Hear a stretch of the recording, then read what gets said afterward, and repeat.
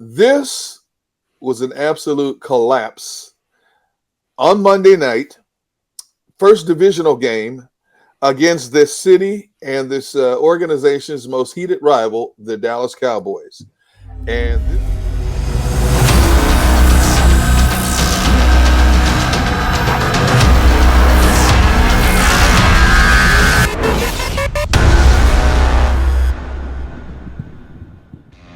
Go for the midnight dares.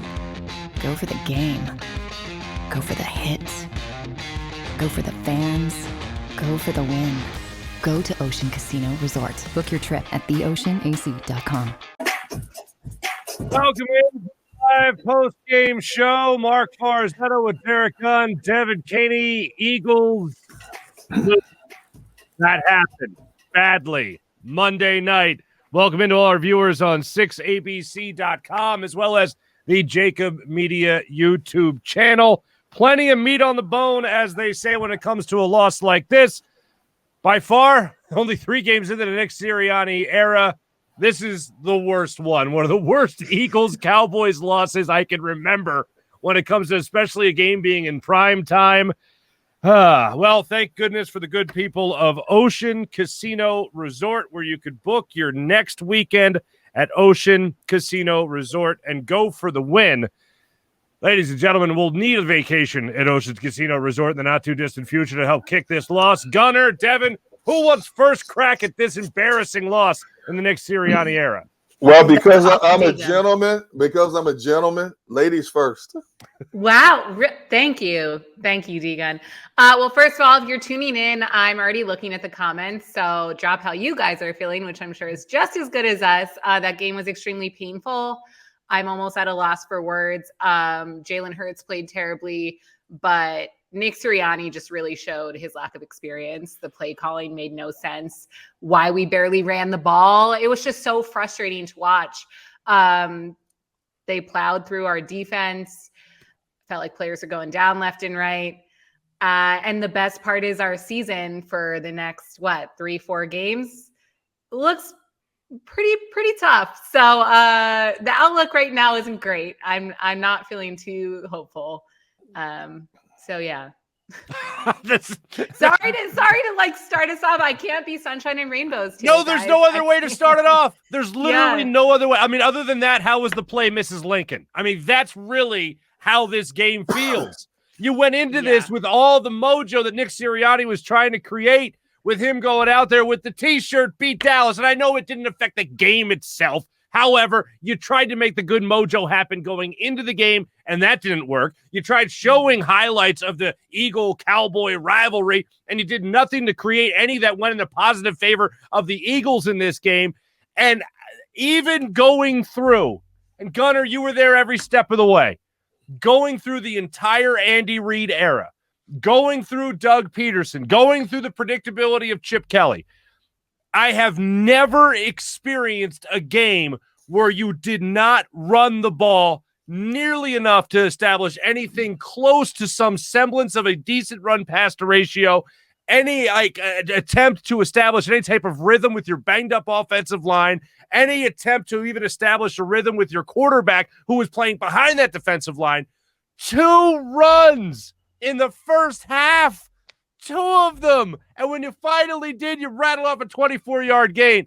Like, even Andy Reid or Doug Peterson's watching that game going, I think they should run the ball. And Gunner, they had no idea how to game plan for this particular game, and it showed in the first half alone. First of all, let me start with this disclaimer. I refuse to talk about this game, basically because it was an embarrassment to professional football. No, but seriously, so it started out great against Atlanta, and Nick Sirianni owned the city. New boy wonder. Next game against the 49ers, not so good. This was an absolute collapse on Monday night, first divisional game against this city and this organization's most heated rival, the Dallas Cowboys. And this is what you came out and showed tonight.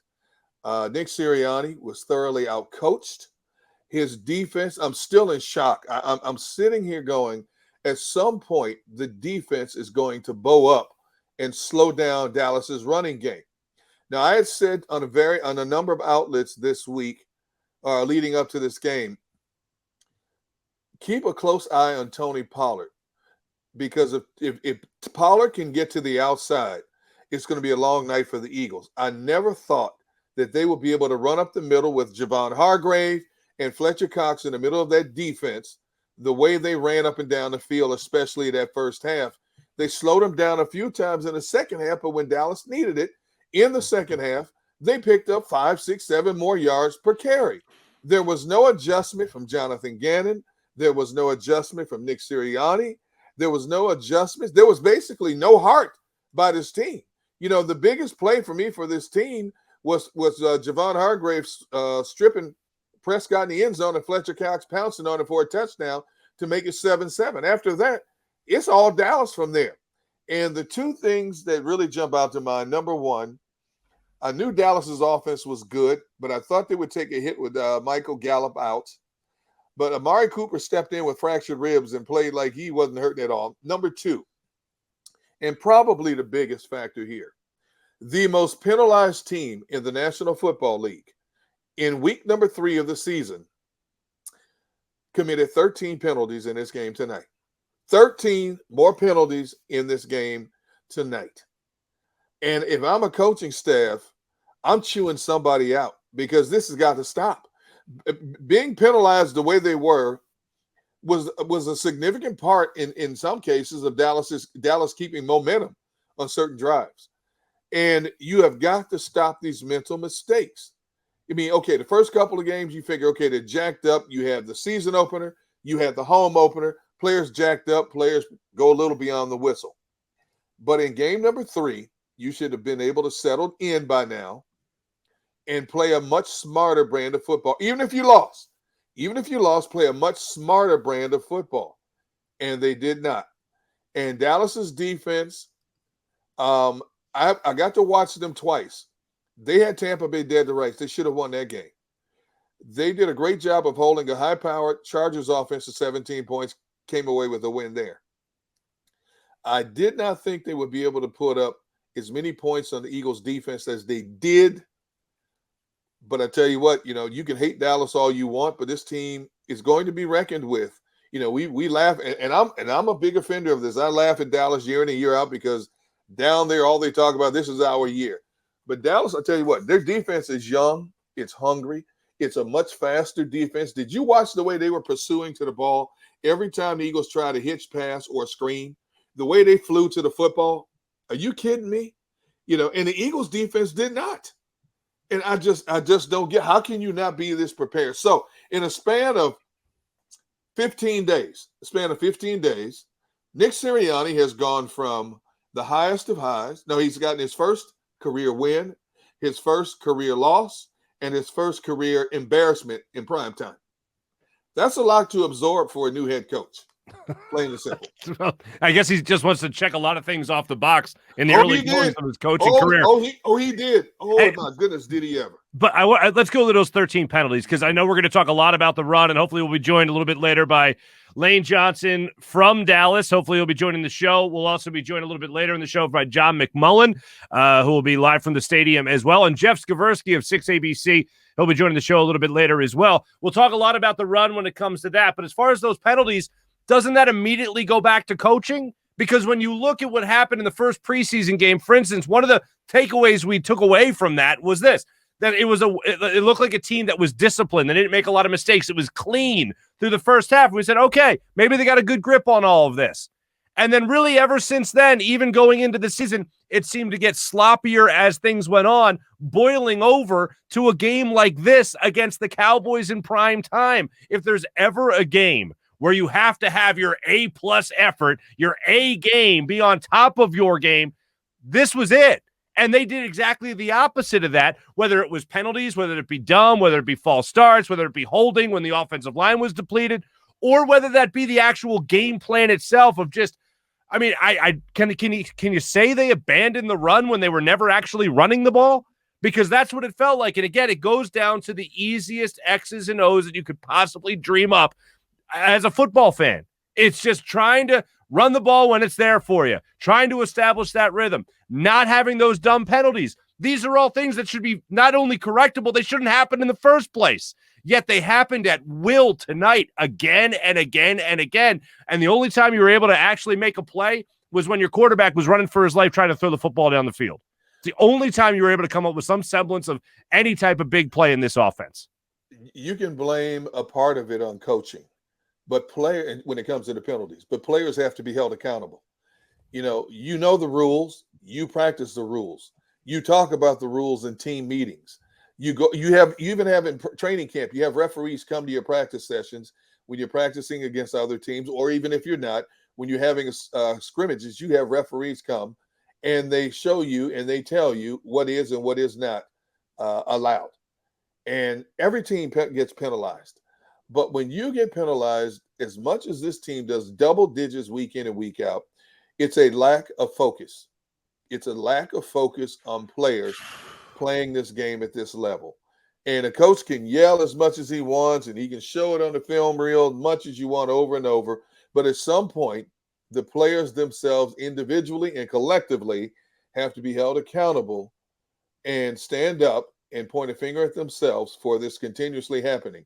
And when you look at the next 4 games coming up for this team, you play a game like you played tonight, you're going to be suffering double-digit losses 4 consecutive weeks.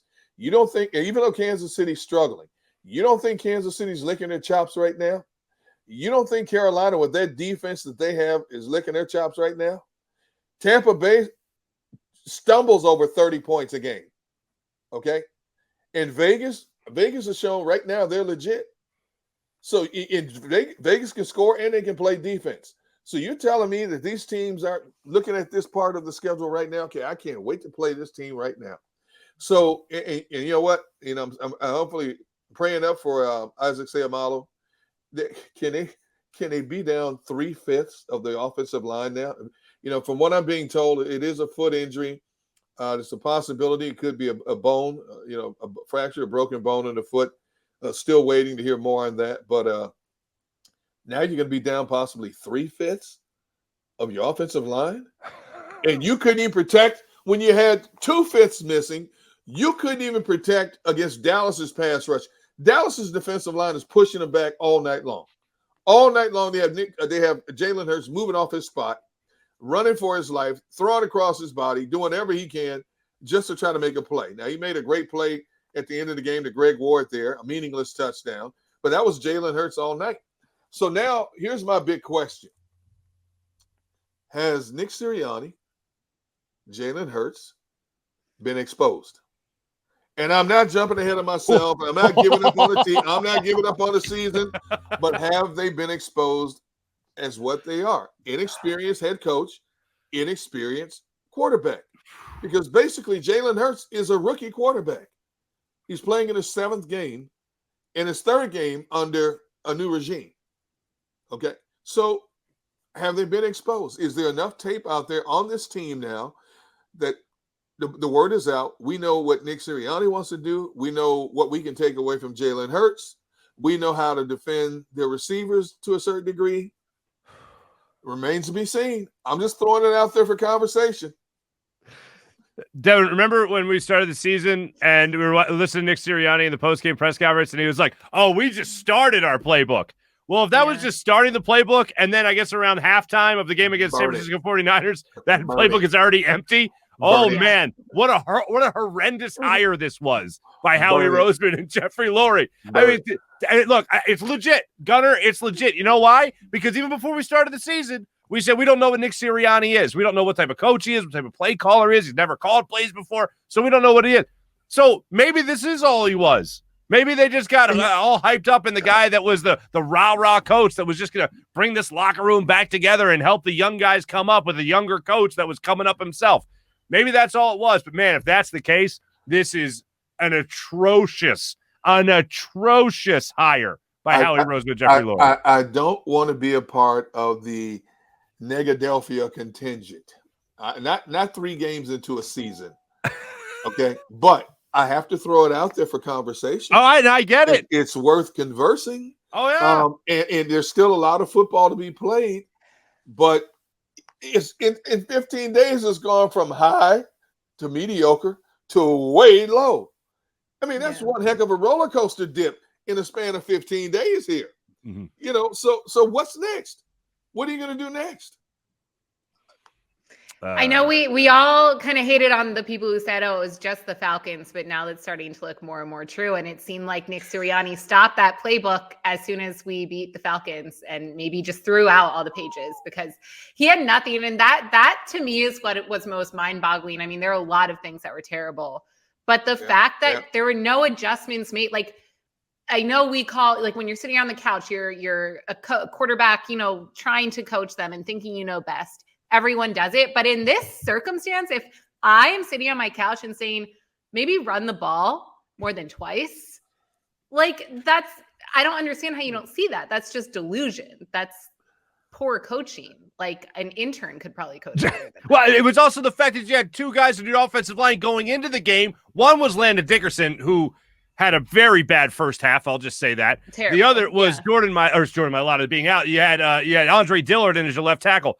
So what did you think, especially based off your last game? What did you think? Okay, I got to get my offense some kind of rhythm here. Miles Sanders is a pretty good running back. I don't have as good an offensive line as I have had in days past. Let me try to run the ball a little bit, so that's why it's just a thud and done instead of trying to hold a pass block with guys that don't have all that much experience. Run the ball with Miles Sanders. Run the ball with a guy like Kenny Gainwell. See what they can do out of the backfield for you. Help out your quarterback. Short, crisp throws over the middle like you were trying to complete later in the game to a guy like Dallas Goedert, ended up taking it for another 20 yards. Same type of thing to a guy like Zach Ertz, working those tight ends a little bit like they did in the second half. You saw none of that. You said, nope, this is the game plan. We're going to stick with it no matter what. It was like the first 15 plays were not only scripted, they were scripted in stone with no adjustment. And whatever was scripted in that stone was a bad idea to begin with, and they did not get away from that. They stayed with it the entire time, despite the fact it wasn't working. I still can't get over the two runs is just something that is just, I am baffled by. I am absolutely baffled by. Like, Miles Sanders is not our only option here either. Right. Like, it's not like, Sanders isn't working. Gainwell, like, there's so many other things they could have done. And they also, I think it was the very first drive through that completion to Dallas Goedert. And I remember at the end of our last show, I said, what gives me hope is their ability to make adjustments. And when they made that play, because we barely saw our tight ends at all against the 49ers, I was like, oh, he learned, we're making changes. And then it immediately just stopped and they never got it back the rest of the game. There was one series in the third quarter when the tight ends were wide open and they moved the ball. When the tight end, I don't know what happened with Dallas's coverage, but the tight ends were wide open up and down the field on one drive. And then you get Jalen Hurts. He missed, I believe it was Goddard, wide open in the flats. In the very next play, Trayvon Diggs steps in front of, I believe it was Devontae Smith, and takes it to the house on a pick six. Yeah. See, it's the little things, the little details that separate winning from losing, But the better teams find a way to overcome the little miscues that they have. This is a team that has defined its way. And they're going to have to do a lot of soul searching right now because this one hurts.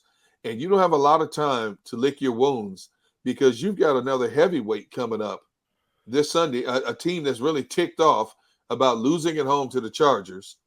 And so Andy Reid's coming to Lincoln Financial Field, and you think he's not telling his guys, you better not play the way you played this past Sunday? Are you kidding me? I mean, Kansas City's like Tampa Bay. They accidentally score 30 points a game.